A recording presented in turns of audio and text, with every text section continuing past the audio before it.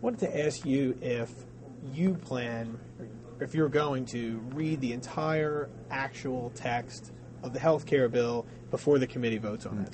I don't expect to actually read the legislative language, because reading the legislative language is among the more confusing things I've ever read in my life.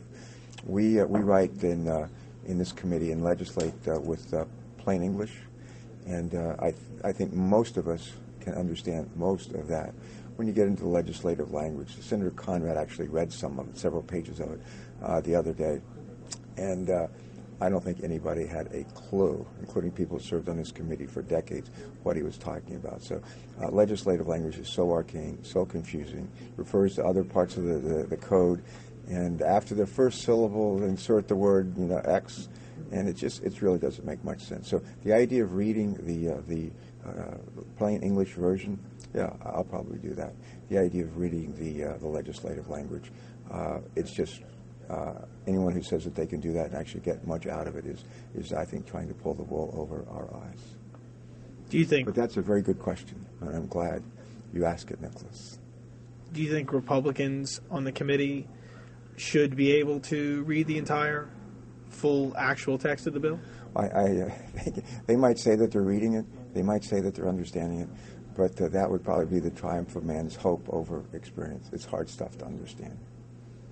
And the American people as well. I use it to, like, for example, credit card disclosures. If you actually read the stuff, you read it and say, like, dozens of pages, what does this say? And it's one of the reasons why we've directed, among others, banks to use plain language, plain English, to explain what they're doing, so that the gibberish, you can't read it and really know what it says. The American people, do you think they should be able to read the bill online? Some have called for the bill to be online for at least 72 hours. Mm-hmm. Do you think they should be able to read the entire full actual text? Yeah.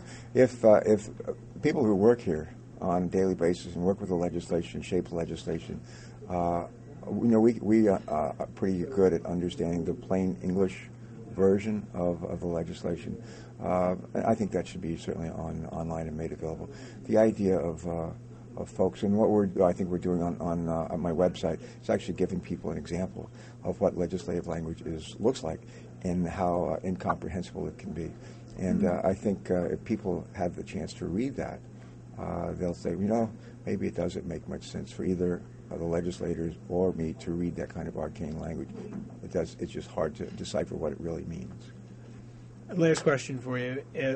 If members in the committee, whether it's Republican or Democrat, want to read the legislative language, if they feel they can understand it, will that language be available? Do you know where that language is? Have you seen any of the language or the full actual text of the bill? In the time that I spent, I've seen plenty of legislative language, and I know more often than not it's almost incomprehensible as to what it means. Because what you do is you take certain language and you insert it in other parts of the law, other parts of the bill, and it's frankly almost defies comprehension in many instances. Why that is of value and why someone should need to read that or feel a need, I don't understand. The idea of it's actually like, say, I get my credit card disclosure, and I have a 1 or 2 page summary written in plain English, and then I have like 40 or 50 pages written by an attorney or a bunch of attorneys that it's almost impossible to understand why you'd insist on reading the stuff that's incomprehensible as opposed to the plain English language that's ordered by law so that people can understand it. That's beyond me.